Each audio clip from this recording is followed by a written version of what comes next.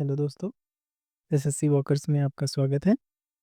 सो आज एक new video लेकर आए हैं जिसमें हम डिस्कस करना चाहेंगे जॉब प्रोफाइल के बारे में, जो कि इनकम टैक्स इंस्पेक्टर की जॉब प्रोफाइल है इन सीबीडीटी डिपार्टमेंट्स में। इसमें हम डिस्कस करेंगे सैलरी के बारे में, प्रमोशन के बारे में, ट्रांसफ़र के बारे में और पावर के बारे में।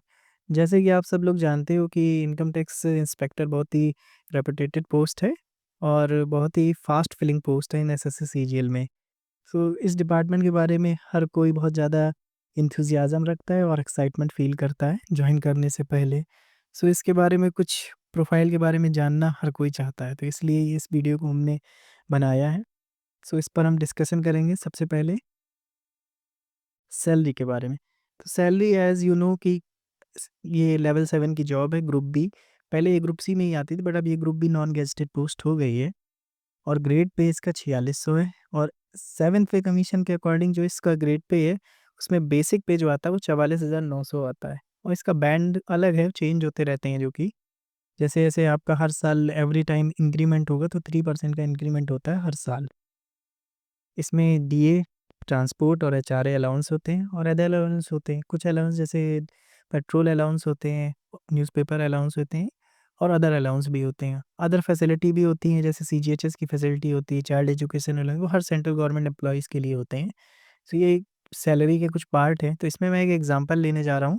जैसे आपको एक आइडिया लग जाए कि जब कोई इंस्पेक्टर पोस्ट पे जॉइन करता है डिपार्टमेंट में, सो उसकी जो सैलरी होती है वो एक्स सिटी के हिसाब से क्या होती होगी, लगभग क्या होती होगी। तो जैसे एक सैलरी कुछ हेड होते हैं, वो दिखा पता ही है आपको, जिसमें बेसिक पे है 44,900, डीए 23,797 जो बनेगा। इसके बाद एचआरए 30% होता है बेसिक का। ट्रांसपोर्ट अलाउंस जो एक्स सिटी में है वो 5400 करंट में चल रहा है, जो कि चेंज हो जाएगा जब ये 8वां वेतन आयोग आ जाएगा तो वो चेंज हो जाएगा। तो उसके अकॉर्डिंग कुछ जो सैलरी बनती है वो 87,000 के अप्रॉक्स बनती है। बट इसमें अभी डिडक्शंस भी आते हैं, इसमें डिडक्शन आता है एनपीएस का, जो कि बेसिक प्लस डीए, इसका 10% डिडक्शन होता है और इसी का 14% गवर्नमेंट डालती है। तो टोटल वो 10% इसका और इसी का 14% वो गवर्नमेंट डालेगी, यानी अप्रॉक्स 24%। तो इसमें करीब 10% वो डिडक्ट होगा। इसके बाद कुछ इनकम टैक्स डिडक्ट होगा, कुछ सीजीएचएस के पैसे डिडक्ट होते हैं, कुछ हमारी फेडरेशन चलती है इसमें, ITF, income tax employ federation, जो group C group B employees के लिए होती है, उसका कुछ पैसा कटता है। तो इस तरह से नॉमिनल डिडक्शंस होते हैं। अगर आप इनकम टैक्स कॉलोनी में रहते हैं तो आपका एचआरए डिडक्ट हो जाता है, तो उसमें वो सैलरी पूरी आ जाती है आपकी। तो अप्रॉक्स 80 78-80 हज़ार के आसपास बनती होगी लेवल 7 में, एक्स-सिटी के आसपास। इसके बाद हम डिस्कस करेंगे प्रमोशंस के बारे में। सो प्रमोशंस जो होते हैं, इसमें सबसे पहले आईटीआई हम जॉइन करते हैं, बट ऐसा है कि आईटीआई जब भी जॉइन करेंगे तो डिपार्टमेंटल एग्ज़ाम होते हैं। तो उसमें सबसे पहले हमें फिर से आईटीआई एग्ज़ाम क्वालीफाई करना होता है, जिससे हमें एक इंक्रीमेंट मिलता है। फिर आईटीओ का एग्ज़ाम भी साथ में दे सकते हैं। तो इनकम टैक्स डिपार्टमेंट में एक ये प्रॉफिट होता है, जैसे ही आप जॉइन करते हैं तो आप डिपार्टमेंटल एग्ज़ाम के लिए एलिजिबल हो जाते हैं। यहाँ पर ऐसा कुछ नहीं है कि आपको 2 साल वेट करना है, 4 साल वेट करना है अदर एएसओ या अदर पोस्ट के लिए। यहाँ पे आप सीधे मतलब कि प्रमोशन के लिए एलिजिबल हो जाते हैं, तुरंत आप डिपार्टमेंटल एग्ज़ाम दीजिए और बहुत अच्छा प्रॉफिट होता है। जैसे ही आप आईटीआई और आईटीओ के एग्ज़ाम क्लियर कर लेते हैं तो आपको 2 इंक्रीमेंट मिल जाते हैं 3-3% के तुरंत। और जो नॉर्मल आपके जो साथ जॉइन किए होंगे, अगर उनका एग्ज़ाम नहीं क्लियर हुआ तो तुरंत ही आपकी सैलरी उनसे ज़्यादा हो जाएगी। तो इसमें आईटीआई से आईटीओ बनते हैं, इनकम टैक्स ऑफिसर, फिर assistant commissioner of income tax, deputy commissioner, JCIT, joint commissioner, फिर एडिशनल। जनरली बहुत सारे लोग जो भी 20 साल में जॉइन करते हैं, 20 साल की एज में, तब वो एडिशनल सीआईटी तक जा सकते हैं। अदरवाइज़ लोग डीसीआईटी तक ही रिटायर हो जाते हैं, जो भी हमारे हम लोग एसएससी सीजीएल के थ्रू जॉइन करते हैं तो। तो करंट में जो चल रहा है, 6 से 10 साल लग जाते हैं एक इंस्पेक्टर को आईटीओ बनने में और एक आईटीओ को 10 से 14 साल लग जाते हैं एसी बनने में, असिस्टेंट कमिश्नर बनने में। यहाँ से आपका कैडर चेंज होता है, यूपीएससी का कैडर चेंज हो जाता है। जैसे आप ऑल इंडिया पोस्टिंग कहीं पे भी कर सकते हैं, कहीं पे भी आपकी पोस्टिंग हो सकती है। फिर इसके बाद आपका जो प्रमोशन होगा वो डीसी में होगा, फिर जेसी में होगा, फिर एडिशनल में होगा। इसके आगे जाना बहुत ही डिफ़िकल्ट होता है सीजीएल के थ्रू, क्योंकि ये यूपीएससी के कैडर में तो जल्दी-जल्दी प्रमोशन होते हैं, बट एसएससी कैडर में स्लो प्रमोशन, काफ़ी ज़्यादा स्लो है। सो इसमें बात करेंगे हम ट्रांसफ़र की। तो जनरली जो ट्रांसफ़र होते हैं, डिपार्टमेंट ट्रांसफ़र ही होते हैं। हर 2 साल में एक एजीटी होता है, एनुअल जनरल ट्रांसफ़र। वो ट्रांसफ़र्स होते हैं। इसमें कई सारे डिपार्टमेंट होते हैं जिसमें ऑडिट है, विजिलेंस है, जुडिशरी है, पैन है, इन्वेस्टिगेशन है, सर्च सीजर है, कई सारे डिपार्टमेंट्स होते हैं। उन डिपार्टमेंट में कहीं पे भी आपको 2 साल में ट्रांसफ़र कर दिया जाता है। कई सारे हमारे अवार्ड होते हैं, जैसे अवार्ड 3-1, 2-1। इसके बाद आपका रेंजेज़ होती हैं जिसमें जेसी होता है, रेंज हेड, जेसी को कहते हैं जॉइंट कमिश्नर को।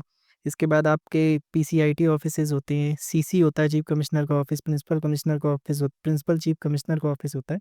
कई सारों में डिपार्टमेंट में आपको ट्रांसफ़र किया जा सकता है। सो लेकिन जब आपका देखिए ये इनसाइड ऑफिसेज़ में ही होते हैं, लेकिन अगर आप लेना चाहेंगे ट्रांसफ़र तो आप बाहर अपनी सिटी के, लेकिन ये जो ट्रांसफ़र है ग्रुप बी, ग्रुप सी के, वो प्रेज़ेंट में ज़ोनल ट्रांसफ़र है। आपने जैसे लखनऊ ज़ोन जॉइन कर लिया, मैं एक्चुअली लखनऊ ज़ोन में हूँ तो मैं लखनऊ ज़ोन का ही बता रहा हूँ। अगर आपने लखनऊ ज़ोन जॉइन कर लिया तो आप लखनऊ से कानपुर ज़ोन में ट्रांसफ़र नहीं ले सकते क्योंकि पॉलिसी नहीं है। हाँ, आपके पास एक ऑप्शन होता है जिसे हम कहते हैं लोन ट्रांसफ़र, जो कि 2 साल के लिए होता है, 2 से 3 साल के लिए मिलता है, वो भी आपको एलिजिबिलिटी उसकी होती है 2 साल के बाद। सो जो मेन ट्रांसफ़र होता है वो आपके ज़ोन में ही होता है, आप ज़ोन में कहीं पे भी ट्रांसफ़र ले सकते हैं जब आप इंस्पेक्टर हैं। अब मान के चलिए लखनऊ में हैं, आपका हो गया, अगर आपको ट्रांसफ़र गोरखपुर लेना है तो गोरखपुर लखनऊ ज़ोन में ही आता है, तो आप ट्रांसफ़र ले सकते हैं। इसके अलावा जब आप प्रमोशन हो जाता है आपका आईटीओ पे, आईटीओ मतलब इनकम टैक्स ऑफिसर और टीआरओ मतलब टैक्स रिकवरी ऑफिसर, दोनों एक ही पोस्ट हैं। जब आपका इस पर प्रमोशन हो जाता है, तब आपका प्रमोशन हमेशा डिफरेंट सिटी में होता है, यानी आप इंस्पेक्टर से जब आईटीओ बनते हैं, तब आपको उस सिटी को छोड़ना पड़ता है, बस जोन सेम रहता है। अभी आपका जोन चेंज नहीं होगा क्योंकि आप अभी यूपीएससी कैडर में नहीं हो, अभी भी आप ग्रुप बी के गेजेटेड ऑफिसर में आ जाते हो, तो आपका जोन वही सेम रहेगा। जब आपका प्रमोशन आईटीओ से सीधे एसी पे होगा, तब आपका ऑल इंडिया कहीं पे भी ट्रांसफ़र हो सकता है उस बेस पे।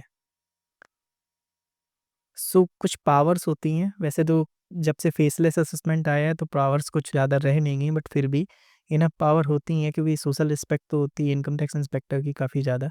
कुछ पावर्स हैं जिसमें असेसमेंट करते हैं, तो कुछ पावर्स होती हैं ऑडिट में है, इन्वेस्टिगेशन है, सर्च और सीजर है। इन्वेस्टिगेशन, सर्च, सीजर ये सब रेट के पार्ट होते हैं, मतलब इन्हीं के कुछ सेक्शंस होती हैं, उन्हीं के अंडर सेक्शन में ये इन्वेस्टिगेशन और सर्च सीजर होती है। ऑडिट में भी अच्छा पावर है, असेसमेंट में भी। असेसमेंट मतलब हम कभी किसी फैक्ट्री का, जैसे गन्ने की फैक्ट्री हो गई, टेक्सटाइल की फैक्ट्री हो गई या कुछ बना रहे हैं, उन सब में असेसमेंट होता है, कुछ बिज़नेस का असेसमेंट होता है, तो ये उनके बारे में ही है। तो इसमें आप जब भी जाएँगे आपको सोशल रिस्पेक्ट भी मिलेगी और एक पावर भी फ़ील होगी कि आप एक पावरफुल काम कर रहे हैं। सो आपको इन्फॉर्मेशन अच्छी लगी होगी I hope. So thank you. Like, subscribe, share करें जिससे चैनल को कुछ आगे बढ़ने में कुछ हेल्प मिले। Thank you.